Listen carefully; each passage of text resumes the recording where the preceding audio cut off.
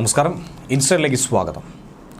സ്വർണ്ണവില എന്നത് ആ സ്വപ്ന സംഖ്യയിലേക്ക് എത്തുന്നു. റോക്കറ്റ് പോലെ കുതിച്ചുയർന്ന് 1 ലക്ഷത്തിലേക്ക് അടുക്കുന്നു. എന്നാൽ നമ്മുടെ തൊട്ടടുത്തായി ഒരു വലിയ സ്വർണ്ണഖനി, ഒരു നിധിശേഖരം സിന്ധു നദിയുടെ അടിത്തട്ടിൽ തന്നെ കണ്ടെത്തിയിരിക്കുകയാണ്. അതിൻ്റെ മൂല്യം ഇപ്പോൾ തന്നെ കണക്കാക്കുന്നത് ഏകദേശം 80,000 കോടിയോളമാണ്. അങ്ങനെ സ്വർണ്ണ നിക്ഷേപവും സ്വർണ്ണവിലയുമായി ബന്ധപ്പെട്ട പ്രധാനപ്പെട്ട 2 വിവരങ്ങളാണ് ലഭിക്കുന്നത്.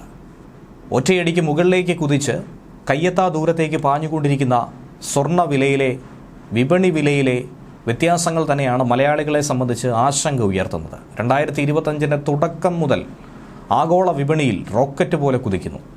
സർവകാല റെക്കോർഡിലേക്ക് എത്തിയിരിക്കുകയാണ് സംസ്ഥാനത്തെ സ്വർണ്ണ നിരക്കും. അമേരിക്കൻ പ്രസിഡന്റ് ഡൊണാൾഡ് ട്രംപ് തൊടുത്തുവിട്ട താരിഫിൻ്റെ പോര്, അതിൻ്റെ പശ്ചാത്തലത്തിൽ രാജ്യാന്തര സ്വർണ്ണവിലയൊക്കെ തന്നെ കുതിച്ചുയർന്നതോടെ കേരളത്തിലും പ്രതിഫലിക്കുന്നു. പവൻ ഇന്ന് ഒറ്റയടിക്ക് കൂടിയത് 440 രൂപയാണ്. അതോടെ 1 പവൻ സ്വർണത്തിൻ്റെ ഇന്നത്തെ നിരക്ക് 64,520 രൂപയാണ്. 1 ഗ്രാം 22 ക്യാരറ്റ് സ്വർണത്തിന് 70 രൂപയാണ് വർദ്ധിച്ചത്. 8,065 രൂപയിലേക്കും എത്തി. ഇന്നൊരാൾക്ക്, ശരാശരി മലയാളിക്ക് കേരളത്തിൽ സ്വർണം വാങ്ങണമെങ്കിൽ ഏറ്റവും കുറഞ്ഞത് 70,000 രൂപയാണ് മുടക്കേണ്ടി വരുന്നത്. പണിക്കൂലി മറ്റൊന്ന്. 1 ഗ്രാം 18 ക്യാരറ്റ് സ്വർണത്തിൻ്റെ വിപണി വില എന്നത് 6,599 രൂപയായി. 1 ഗ്രാം സാധാരണ വെള്ളിയുടെ വിലയാകട്ടെ 100 കടന്ന് 106 രൂപയിലെത്തി. നിലവിൽ ഈ മാസത്തെ തന്നെ ഏറ്റവും ഉയർന്ന നിരക്കിൽ സ്വർണ്ണ വ്യാപാരം മുന്നോട്ട് കുതിക്കുകയാണ്. ഒരു ദിവസം സ്വർണ്ണവിലയിൽ ചെറിയൊരു ചാഞ്ചാട്ടം ഉണ്ടായാൽ പോലും തൊട്ടടുത്ത ദിവസം ഉണ്ടാകുന്ന നിരക്ക് ഇരട്ടി വർധനവ്, അതുതന്നെയാണ് മലയാളികളെ സംബന്ധിച്ച് ആശങ്ക ഉണർത്തുന്നത്. മറ്റ് ലോകരാജ്യങ്ങളെ അപേക്ഷിച്ച്, പ്രത്യേകിച്ച് ഇന്ത്യയിൽ, പ്രത്യേകിച്ച് മലയാളികൾ ഏറ്റവും അധികം സ്വർണം ഉപയോഗിക്കുന്നവരാണ്, വാങ്ങിക്കൂട്ടുന്നവരാണ്. അതുകൊണ്ട് തന്നെയാണ് ഇതിൻ്റെ പ്രതിഫലനം ലോക മാർക്കറ്റിൽ ഉണ്ടാകുമ്പോൾ കേരളത്തിൽ അത് അലയടിക്കുന്നത് വലിയ തോതിൽ തന്നെ. ആഗോള വിപണിയിലുണ്ടാകുന്ന പ്രതിസന്ധി, ലോകബാങ്കുകൾ സുരക്ഷിത നിക്ഷേപം എന്ന രീതിയിൽ സ്വർണം വാങ്ങിക്കൂട്ടുന്നത്, ഇതൊക്കെ തന്നെയാണ് സ്വർണ്ണ വിലയിൽ വർധനമുണ്ടാകാനുള്ള പ്രധാനപ്പെട്ട കാരണങ്ങളായി പറയുന്നത്. ഒപ്പം ചൈന, മെക്സിക്കോ, കാനഡ എന്നിവയ്ക്ക് മേൽ ഇറക്കുമതി തീരുവ അമേരിക്ക കുത്തനെ കൂട്ടിയ ഒരു നടപടി, ടാക്സ് വാർ നടക്കുന്ന വിഷയം, ഇതൊക്കെ തന്നെ ആഗോള വ്യാപാര യുദ്ധം കൂടുതൽ രൂക്ഷമാക്കാനുള്ള വഴിയൊരുക്കിയിട്ടുണ്ട്. 2025 ഇനിയും സ്വർണ്ണവില ഉയരും. 25 അവസാനിക്കുമ്പോൾ അത് 1 ലക്ഷം കടക്കുമെന്നുള്ള സംശയങ്ങളും ആശങ്കകളും ആവലാതികളും തന്നെയാണ് ഇവരും പങ്കുവയ്ക്കുന്നത്. 24 ക്യാരറ്റ് സ്വർണത്തിൻ്റെ വില അങ്ങനെ 87,000 മുകളിലേക്ക് കടക്കാനാണ് പോകുന്നത്. അമേരിക്കൻ ഡോളറിൻ്റെ മൂല്യം കുറഞ്ഞതും പ്രാദേശികമായി സ്വർണത്തിന് ആവശ്യക്കാർ കൂടുന്നതുമൊക്കെ വില കൂടാനുള്ള മറ്റ് പല കാരണങ്ങളുമാണ്. ഓഹരി വിപണിയിലെ ചലനങ്ങളും സ്വർണ്ണവിലയിൽ കാര്യമായി തന്നെ പ്രതിഫലിക്കുന്നുണ്ട്, കുലുക്കം സൃഷ്ടിക്കുന്നുണ്ട്. രാജ്യാന്തര വിപണിയിലെ ചലനങ്ങൾക്കനുസരിച്ച് രാജ്യത്തും സ്വർണ്ണവില നിശ്ചയിക്കപ്പെടുന്നു. ഡോളർ രൂപ വിനിമയ നിരക്ക്, ഇറക്കുമതി തീരുവ എന്നിവയൊക്കെ തന്നെ പ്രധാനമായും സ്വാധീന ഘടകങ്ങളായി എടുത്തു പറയേണ്ടതാണ്.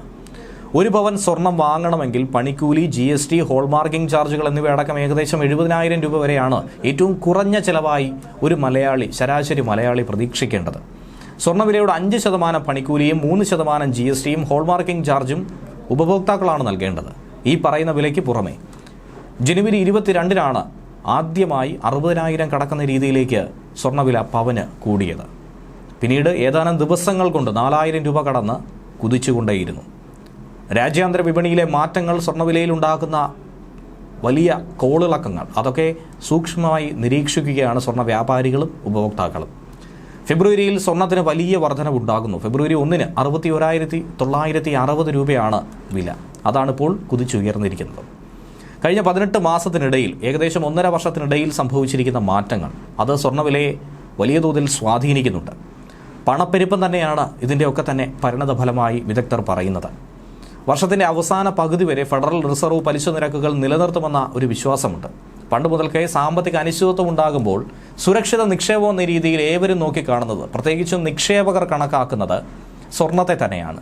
അങ്ങനെ സ്വർണത്തെ വാങ്ങിക്കൂട്ടുമ്പോഴുണ്ടാകുന്ന ദൗർലഭ്യത, അത് സ്വർണ്ണവിലയിൽ ഉണ്ടാക്കുന്ന വർധനവ്, കൂടുതൽ ഉപഭോഗം, ഇതൊക്കെ തന്നെ പല രീതിയിൽ സ്വർണ്ണവിലയെ സ്വാധീനിക്കും. പലിശ നിരക്കിലുണ്ടായ വർധനവ് നിക്ഷേപകരുടെ ധാരണയൊക്കെ തന്നെ മാറ്റിമറിച്ചു. നിക്ഷേപ കമ്പനിയായിട്ടുള്ള ഗോൾഡ്മാൻ സാക്സിൻ്റെ നിരീക്ഷണം അനുസരിച്ച് റഷ്യ യുക്രൈൻ സംഘർഷം, അതിനു പിറകെ റഷ്യൻ സെൻട്രൽ ബാങ്കുകൾ കരുതൽ ശേഖരത്തെയൊക്കെ മരവിപ്പിച്ചത് സ്വർണ്ണവിലയെ കാര്യമായി പിടിച്ചുലച്ചു, വർദ്ധിക്കാൻ കാരണമുണ്ടായി. അതോടൊപ്പം തന്നെ ഇന്ത്യയിലെ വിവാഹ സീസണുകളിൽ ഉണ്ടാകുന്ന ഡിമാൻഡ്, പ്രത്യേകിച്ചും കേരളത്തിൽ ഭൗമരാഷ്ട്രീയ അനിശ്ചിതത്വം, അമേരിക്കൻ പ്രസിഡന്റിന്റെ തീരുവ ഭീഷണി, കേന്ദ്ര ബാങ്കുകളിൽ നിന്നുള്ള വർദ്ധിച്ച ആവശ്യകത, പണപ്പെരുപ്പം, ഇതൊക്കെ തന്നെ സ്വർണ്ണവിലയിലെ കുതിപ്പിന് കാരണമാകുന്നുണ്ട്. ഇനി ഇവിടെ നിന്നാണ് ഇതിനൊരു മാറ്റമുണ്ടായത്? എന്നു മുതലാണ് ഇത് കുതിച്ചുയർന്നത്? ഏവർക്കും തോന്നുന്നതാണ്. ഒരുപക്ഷെ പലരും പറയുന്നത് ഒരു 10-15 വർഷത്തിന് മുമ്പ് ഇത്രയധികം വിലയൊന്നും തന്നെ സ്വർണത്തിനില്ലായിരുന്നു. അന്ന് സ്വർണം വാങ്ങിയിരുന്നെങ്കിൽ ഇന്ന് രക്ഷപ്പെടാമായിരുന്നുവെന്നും പലരും പറയാറുണ്ട്.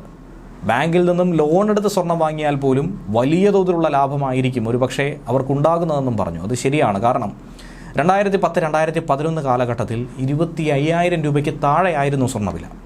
2011 ഓഗസ്റ്റിലാണ് 10 ഗ്രാം സ്വർണത്തിൻ്റെ വില 25,000 കടന്നത്. ഒരു പവൻ പോലുമല്ല. എന്നാൽ 2020 ജൂലൈ ആയപ്പോഴേക്കും 10 ഗ്രാം സ്വർണത്തിൻ്റെ വില 50,000 കടന്നു.